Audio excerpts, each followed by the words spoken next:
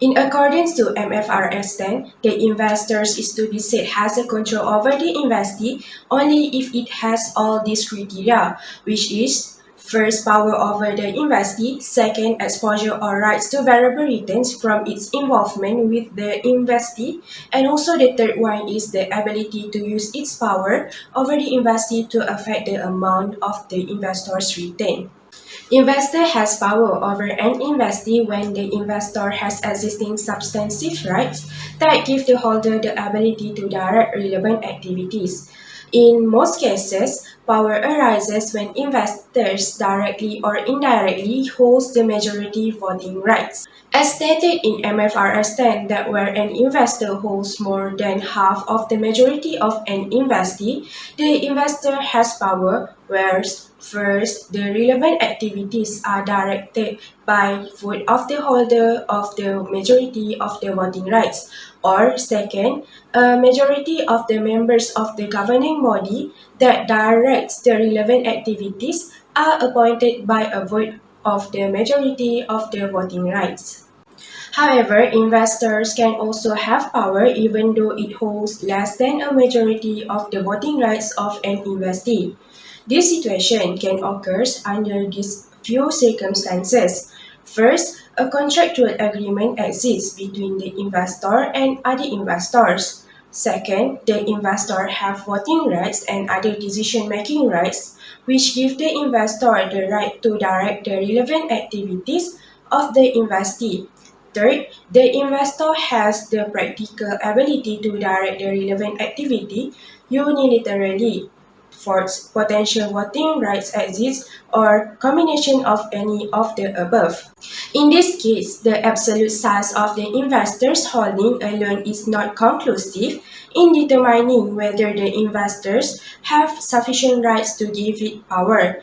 Even though PIXMA only holds 40% of the voting rights, it's clearly stated in the shareholders' agreement that PIXMA has a unilateral ability to make all decisions relating to the developments of the product.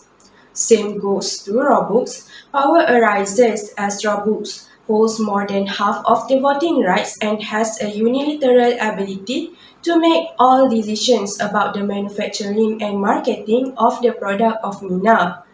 Thus, since the agreement provides PIXMA with a unilateral ability to direct the relevant activities of Mina, PIXMA has control over Mina, even though PIXMA only holds a minor percentage of the voting rights.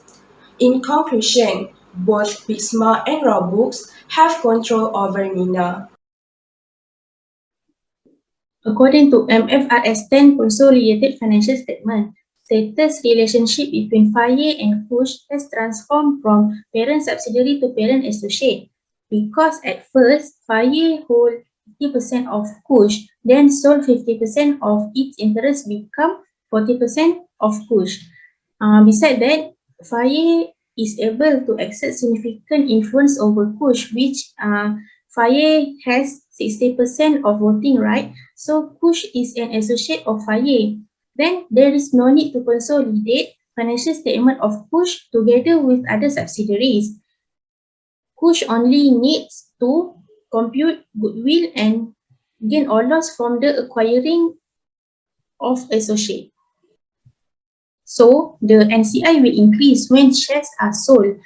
FAYE must compute the gain or loss taken to equity because it is important to know whether the disposal is gain or loss for them. The gain or loss will be adjusted under NCI and group retained earning. Since KUSH calculate the goodwill using fair value, a portion of the parent stake is transferred to NCI, affecting the gain or loss. So for the calculation part, we have to calculate gain or loss on disposal of share in order to disclose in the financial statement. So firstly, we have to include the proceed of disposing the share, which is RM 106 million, and find the fair value of remaining share, which is RM 104 million. We have disposing 50% from 80 million shares, and the remaining is 40 million. So the 40 million share will be multiplied with the current fair value, which is RM2.60. So next, we have to find the net asset on the debt disposal, which is at 1st April 2021. We have to include the equity, which is at 59 million, ordinary share 100 million, return profit at the beginning of the year 90 million, increase in fair value of non-depreciable asset 5.2 million, and profit of the year 21 million. So the profit can be only taken up to 9 months.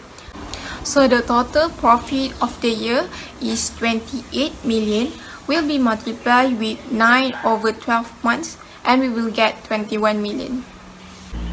So the total of the net asset we get is 275.2 million, and we have to multiply with 80%, which are the parent interest. We will get 220.16 million. We have to minus the total of the proceed and fair value remaining with the net asset and the remaining goodwill, RM 13 million. We will get loss on disposal, which is RM 23.60 million. Next, for the last question, question number 4.